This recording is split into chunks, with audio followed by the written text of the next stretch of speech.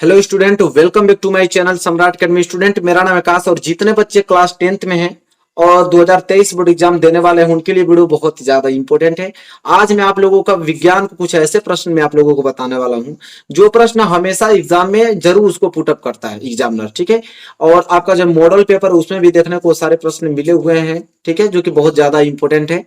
और इस वीडियो को पूरा देखिएगा, जितना क्वेश्चंस मैं बताऊंगा उस क्वेश्चंस को नोट कर लीजिएगा और एक दो बार रिवाइज तो करके ही आप लोग जाएगा, इतने इंपॉर्टेंट वो क्वेश्चंस है। ठीक है, नोट्स भी बनाना चाहेंगे तो बना सकते हैं उसको। ठीक है, चलिए वीडियो स्टार्ट करते हैं। वीडियो को लाइक नहीं किया तो लाइक कर दीजिए, चैनल पर नए तो चैनल को सब्सक्राइब कर लीजिए। देखिए, जो पहला प्रश्न है बहुत ही ज्यादा आईएमपी क्वेश्चन है। ठीक है, और बहुत बार एग्जाम में आ चुका है। समझिए, लिखा है कि परिवार नियोजन से आप क्या समझते हैं, छोटे परिवार के महत्व को समझाइए। देखिए, छोटा ही प्रश्न है, बहुत ज्यादा इंपॉर्टेंट प्रश्न है। परिवार नियोजन पूछ रहा है कि परिवार जो नियोजन से आप क्या समझते हैं और छोटे परिवार के महत्व को समझाइए, ये पूछा है। देखिए, उत्तर बहुत ही ज्यादा इसका आसान लिखेंगे कि परिवार के कल्याण हेतु बच्चों की संख्या सीमित कर परिवार को नियोजित करने की प्रक्रिया को परिवार नियोजन कहते हैं।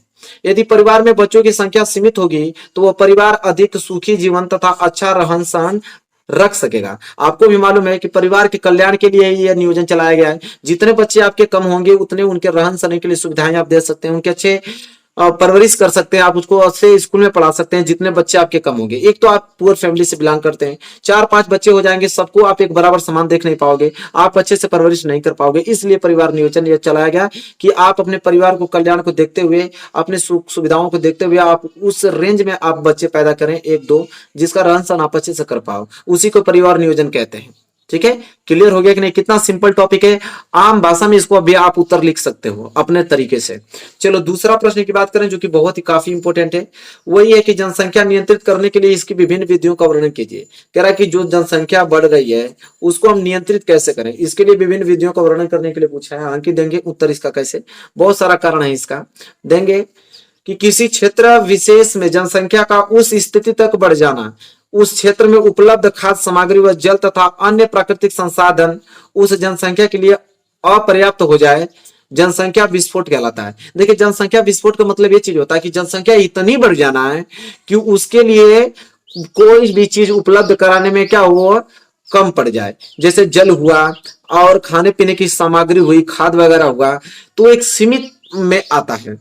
अगर इतना जनसंख्या बढ़ जाए कि सबको पर्याप्त नहीं हो पाए, जनसंख्या की वैल्यू बढ़ जाए और जो आपके खाद्य सामग्री जल हुआ उसकी वैल्यू कम हो जाए, तो उसी को हम कहते हैं जनसंख्या विस्फोट, मतलब अत्यधिक जनसंख्या बढ़ जाना। उसको नियंत्रित कैसे करेंगे, और यही कारण पूछा है कि उसको नियंत्रित कैसे किया जा सकता है। और पहला कारण देख पाइए आप, क्या है पहला कारण कि अपर्याप्त भोजन।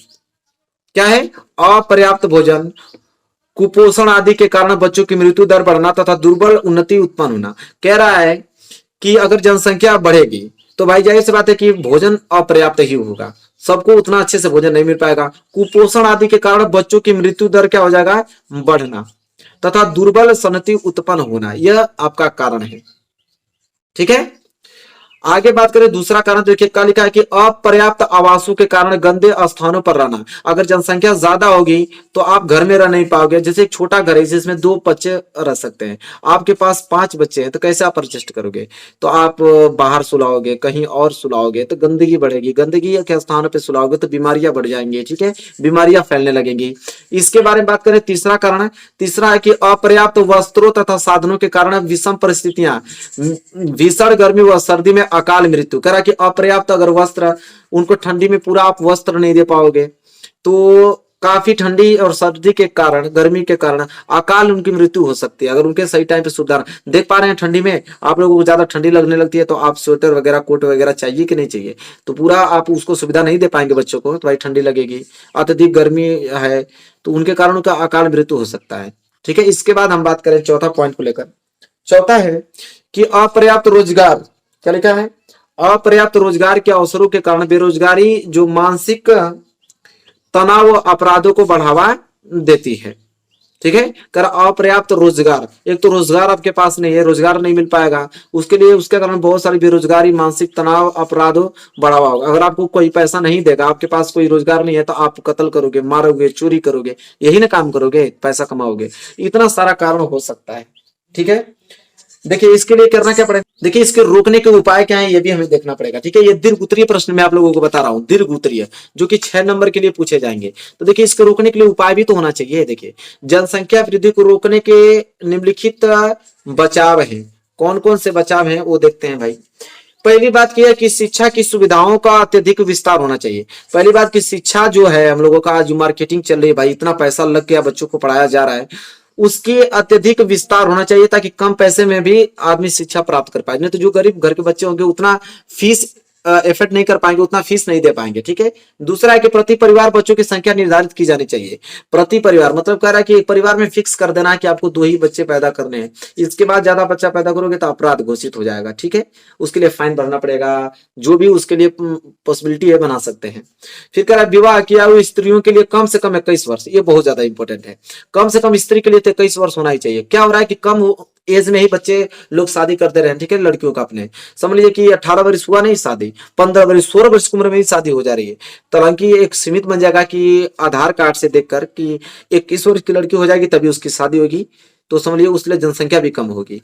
और पुरुषों के लिए कितना, 25 वर्ष, लगभग 25 वर्ष होनी चाहिए, एक बाउंडेशन लगाना चाहिए। इसके बाद अगर हम बात करें चौथा पॉइंट को लेकर, चौथा है कि गर्भपात को ऐच्छिक एवं सुविधापूर्ण बनाना जाना चाहिए, ठीक है। करा कि गर्भ जो पात है उसको ऐच्छिक एवं सुविधापूर्ण बनाना जाना चाहिए, बहुत ज्यादा इंपॉर्टेंट है टॉपिक, इसको याद किया करना आप लोगों को।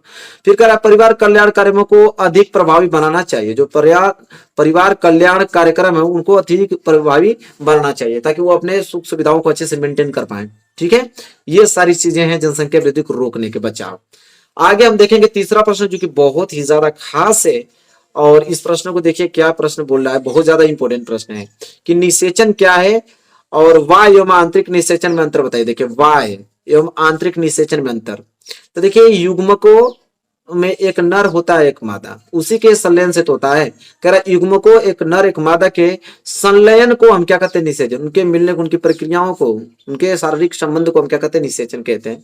जब निषेचन मादा जंतु के शरीर में बाहर होता है तो इसे वाय निषेचन कहते हैं, और इसके विपरीत यदि निषेचन मादा जंतु के शरीर के अंदर होगा तो इसे आंतरिक निषेचन कहते हैं। कितना सिंपल टॉपिक है, कितना सिंपल लैंग्वेज में भी लिखा है ताकि हम लोग आसानी से याद कर पाएंगे इस चीजों को। देखिए बहुत ही ज्यादा सिंपल टॉपिक था, याद भी हो गया होगा। अगर बात करें अगले पॉइंट जो कि बहुत ही ज्यादा इंपॉर्टेंट क्वेश्चन है, इसको देखिए, बहुत प्यारा प्रश्न है कि जीन किसे कहते हैं। संक्षिप्त टिप्पणी लिखना है, जीन किसे कहते हैं, ठीक है। और 4 नंबर के लिए प्रश्न पूछेगा आपके एग्जाम में। तो आइए जानते हैं जीन किसे कहते हैं।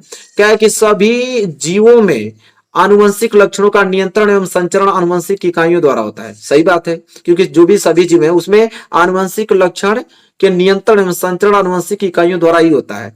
मेंडल ने इसे इकाइयों को क्या कहा, कारक कहा था। मेंडल ने जो इकाई है इसको क्या कहा था, कारक कहा था। तथा जोहन्सन ने इसके लिए क्या दिया, जीन शब्द का प्रयोग किया, इसके लिए जीन शब्द का प्रयोग किया। अब देखिए जीन की विशेषताएं क्या क्या है वो भी हम लोग देख लेते हैं साथ ही साथ। इसमें जीन की विशेषताएं भी बताना है आपको, उसमें पूछा था। जीन की विशेषताएं, पहली है कि जीन जो है गुणसूत्र के क्रोमोनिमा पर माला के मोतियों के समान रैखिक क्रम में लगी रचना है। कह रहा है कि जीन की जो रचना है वो कैसी है, क्रोमिनमा, क्या, क्रोमिनमा के माला जैसे, ऐसे माला जैसे संरचना है जीन की। दूसरा इसकी विशेषता है कि जीन संचरण की इकाई है जो जनक से संतानों में पहुंचती है। कह रहा जीन जो है संचरण की इकाई है जो जनक से कहा, संतानों में। जैसे आपके माता पिता का लक्षण आप में पहुंचेगा, हमारे माता पिता का जो लक्षण होगा उनके पिता से आया होगा, उनकी माता से आया होगा, इस प्रकार पीढ़ी दर पीढ़ी पहुंचती जाती रहती है। तीसरा है जीन उत्परिवर्तन की इकाई है जिनकी संरचना में परिवर्तन होता रहता है। कह रहा कि जीन उत्परिवर्तन की इकाई है जिनकी संरचना बदलती रहती है। जीन उत्परिवर्तन की इकाई है जिनकी संरचना में परिवर्तन होता रहता है, मतलब वो बदलता रहता है, ठीक है। चौथा विशेषता देख लेते हैं, कह रहा है कि जीन कार्यकी की इकाई है, ये जीवों के विभिन्न लक्षणों को क्या करती है, नियंत्रण करती है, ठीक है। उनके लक्षण को, जो आपके पिता में लक्षण है, कुछ ना कुछ लक्षण आप में आ जाएंगे, ठीक है। इस तरह परिवर्तन होता रहता है। कह रहा है पांचवा कि जीन जो है डीएनए का वह भाग है, किसका भाग होता है, डीएनए का, जिसमें एक प्रोटीन और एक पॉलीपेप्टाइड श्रृंखला के संश्लेषण की सूचना होती है, ठीक है। तो यह विशेषता जीन का था, 5 मैंने विशेषता आप लोगों को बता दिया। आई होप आपको क्लियर हो गया होगा। आगे अगर हम बात कर लेते हैं तो यह प्रश्न बहुत ज्यादा इंपॉर्टेंट है जो कि आपको अच्छे तरीके से इसको तैयार कर लेना है। क्या है, तो प्रश्न यह है, दिख रहा होगा आप लोगों को, कि मेंडल ने अपने प्रयोगों के लिए किस पौधे को चुना। इस पौधे को चुनने के कारण क्या थे, जो मेंडल ने आनुवंशिकता का नियम दिया उसमें किस पौधे को चुना था और क्या रीजन था कि उस पौधे को ही उन्होंने चुना। तो सब कुछ देखने वाले हैं, लिखेंगे यहाँ पे। मेंडल ने अपने प्रयोगों के लिए मटर के पौधे को चुना। मटर के पौधे को चुना, ये तो मालूम चल गया कि मटर का पौधा ही उन्होंने मेंडल ने चुना था। अब क्यों चुना था उसके लिए कारण देखिए। पहला कारण ये था कि मटर कम समय में ही उगने वाला पौधा है, कम समय में ही उसकी वृद्धि हो जाती है, उग जाती है, जिसे आसानी से उगाया जा सकता है, बिल्कुल। तथा इसमें स्वपरागण के फलस्वरूप अनेक बीज बनाने की क्या होती है, समान क्षमता होती है, दूसरी पॉइंट। ठीक है। दूसरा क्या है कि मटर में विभिन्न लक्षणों वाली प्रजातियां सरलता से मिल जाती हैं तथा यह विभिन्न पर्यावरणीय परिस्थितियों में भी सामान्य प्रजनन क्षमता रखती है, सामान्य प्रजनन क्षमता रखती है। ठीक है। तो यह विशेषता था, इसलिए उन्होंने मटर के ही पौधे को चुना। आई होप आपको क्लियर हो गया होगा। बहुत सारा मोस्ट इंपोर्टेंट क्वेश्चन हमने बताया, इसको क्लियर कर लीजिएगा, बहुत ही प्यारा प्रश्न है। आई होप आपको अच्छा लगा होगा। वीडियो पसंद आया तो लाइक कीजिएगा, चैनल पर नए तो चैनल को सब्सक्राइब करके बेल आइकन को प्रेस कर लीजिएगा। मिलेंगे प्यारे से नेक्स्ट वीडियो में, तब तक के लिए धन्यवाद।